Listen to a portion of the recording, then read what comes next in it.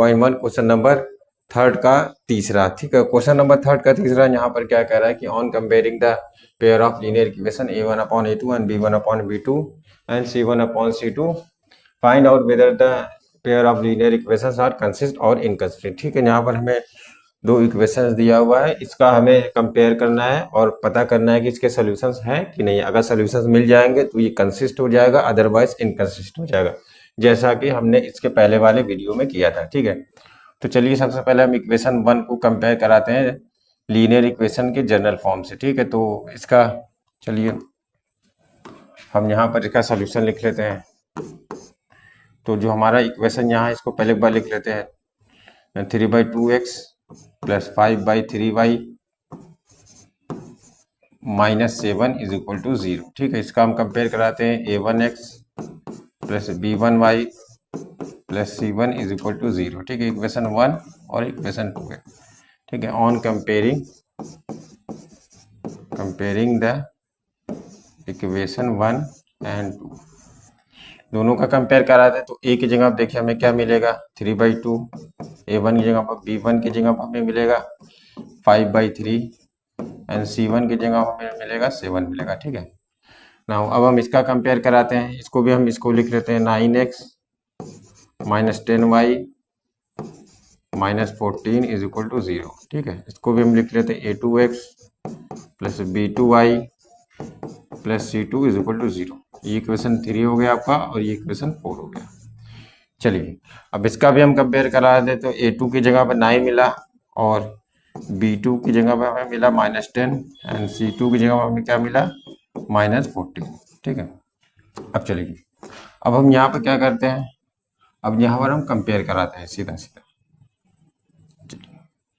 तो यहाँ पर देखिए अगर हम a1/a2 निकालें, a1/a2, ठीक है, तो a1 की जगह आपको क्या मिल रहा है, 3/2। ठीक है, a1 की जगह हम क्या लिखेंगे, 3/2 डिवाइड बाई a2 की जगह क्या आपका 9। ठीक है, तो 9/1 हम लिख सकते हैं। तो इसको देखिए ऐसे लिख, ऊपर वाले के साथ सबसे नीचे वाला मल्टीप्लाई करेंगे, यानी 3 × 1 और नीचे वाले के साथ बीच वाला। ठीक है, तो यहाँ पर हम लिख सकते हैं 3 × 1 = 3, 3 × 3 = 9, तो यहाँ पर आपका हो जाएगा 1/3, 2 = 6 हो जाएगा। ठीक है, चलिए b1/b2, b1 की जगह पर क्या है, b1 की जगह है हमारे पास 5/3, तो यहाँ लिख लेते हैं 5/3 एंड b2 की जगह पर क्या है, चलिए इसको कुछ ऐसे हम लिखते हैं 5/3 डिवाइड बाई b2 की जगह पर आपका क्या है, b2 की जगह पर आपका -10।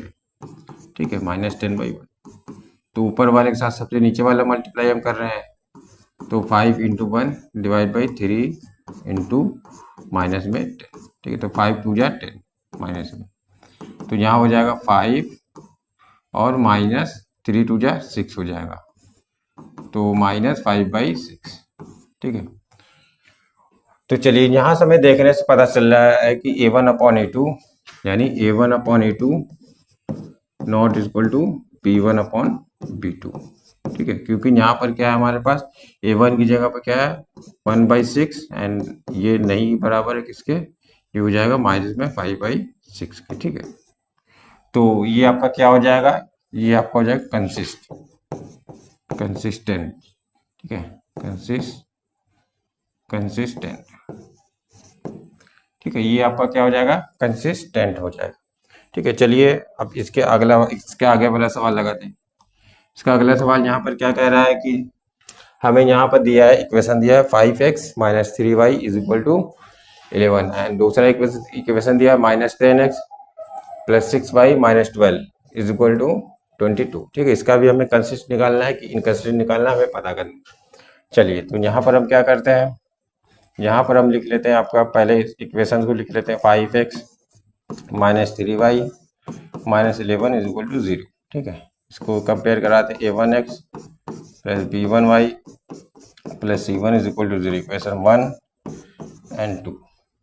तो a1 की जगह क्या मिलेगा हमें, 5 मिलेगा, b1 की जगह क्या मिलेगा हमें, -3 मिलेगा, c1 की जगह मिलेगा -11 मिलेगा। ठीक है, सिमिलरली यहाँ पर भी हम देखते हैं -10x प्लस 6y और प्लस 22 = 0 हो जाएगा। ठीक, अब देखिए इस इक्वेशन को हम छोटा भी कर सकते हैं। ठीक है। अगर यहाँ पर हम सब में 2 2 का डिवाइड कर दें तो यहाँ पर क्या हो जाएगा, -5x प्लस 3y और हो जाएगा +11 = 0। ठीक है।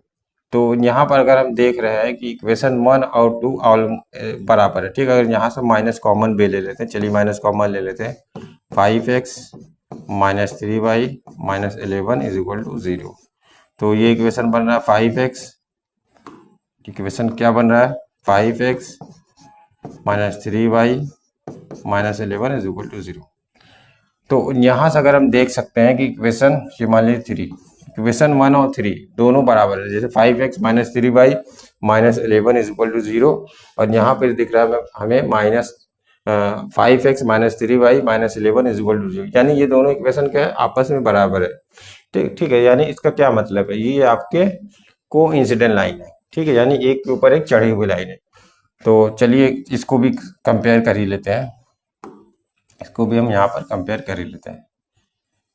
तो यहाँ से देखिए सेम चीज़ आएगा, ये a1 की a2 की जगह आपका क्या आएगा, अगर इसका हम कंपेयर करेंगे a2x plus b2y plus c2 = 0।